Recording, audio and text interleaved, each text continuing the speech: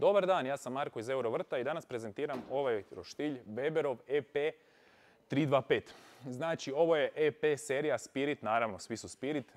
EP serija, ova više, kajmo reći, premium serija. Serija koja de facto nudi sve što je Genesis nudio do sad u Spirit paketu, puno jeftinije, a i dalje kvalitetno. Znači, za ove novce to više nemamo nikakve dvojbe, to se niti blizu ništa ne može kupiti od ovih no-name brendova iz Bauhausa, Pevexa i kaj ja znam od kud. Znači, ovo je definitivno top, bez baj, ne znam šta drugo da kažem. Dakle, poklopac su preuzeli direktno iz Genesis serije. Sa strane je gus, ovdje je i dalje lim, ali pojačan iznutra. Ovo savršeno sada dobro zadržava toplinu dosta bolje nego prije na Spiritu. A što je naravno izrazito bitna stvar, jer kako vi pečete sa spuštenim poklopcem. Znači, bitno vam je da je unutra najveće moguće zadržavanje topline. Što imamo dalje? Ovdje se ništa nije promijenilo, znači i dalje su rešetke od gusa. Ovo je taj GBS dodatak, znači u ovu rupu tu ide pizza kamen, ide wok, ide peka, svašta nešto, znači to je zadržala EP serija, S serija nije. To je jako interesantna stvar, ja osobno jako puno koristim to, tako da stavim ili najčešće wok ili pizza kamen i jako mi se ovo sviđa. Naravno, ovo je jako zgodno. Gus, ljevano željezo, zadržava savršeno dobro toplinu, nema boljega od ovoga. Što se ostalog tiče, ovo slobodno možete staviti u perilicu, tako da je jako i praktično. Ovdje imamo ove takozvane flavorizer barove koji stoje iznad plamenika, a služe tome da kao prvo štite plamenik od padanja masnoće raznorazne, gdje bi nastala nekakva buktinja i spalilo bi se meso. Kao drugo, isto jako dobra funkcija je da, pošto se oni strašno zagriju, postanu de facto crveni od topline, kako masnoća pada, ona se odmah pretvori u dim i daje jedan dodatan šmek mesu. To je jako dobra stvar. Evo ga. To je bilo sad interesantno što se tiče rešetke.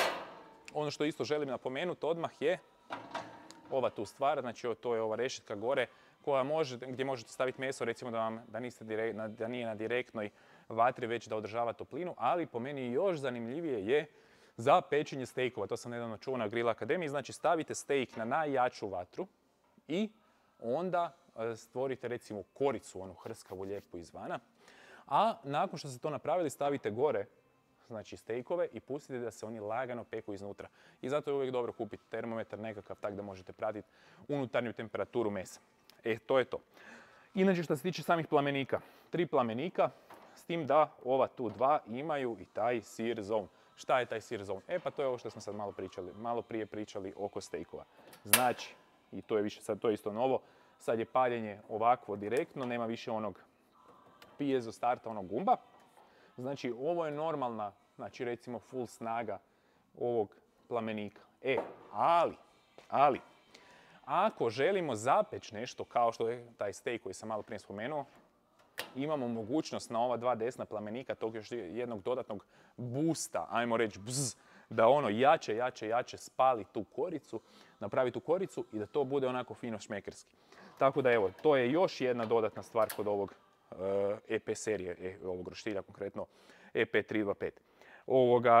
Ajmo reći još znači, neke druge novosti. Inox, bočne police, inox prednja maska i ono što se odmah vidi što je jako zgodno, ovdje ispod metalni kotači.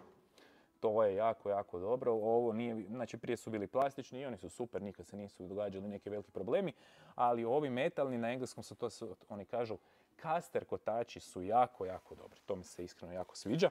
I to je ono opet znači kad te neke Genesis serije. Znači ovo je recimo Genesis u malom. Imamo taj termometar tu sa strane. Termometar je digitalni i neće crknut, neće biti problema. Ja svoj koristim vani godinama već, nikakvih problema nema. Znam jer odmah, kako da kažem, malo defensivno pristupam.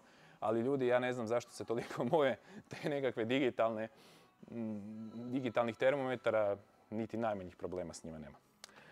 Što se tiče boce, boca naravno ide unutra, ona mala boca, možete vi staviti sa strane slobodno.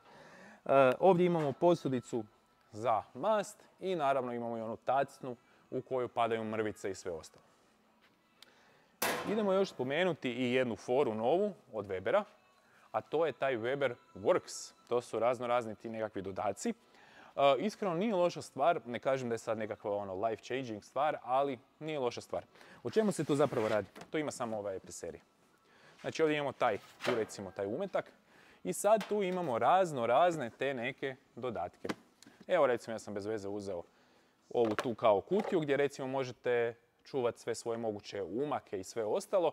Znači držite to recimo u špajzu i kad dođe vrijeme roštiljanja, bam, stavite ovdje, sve imate pri ruci i radite šta hoćete.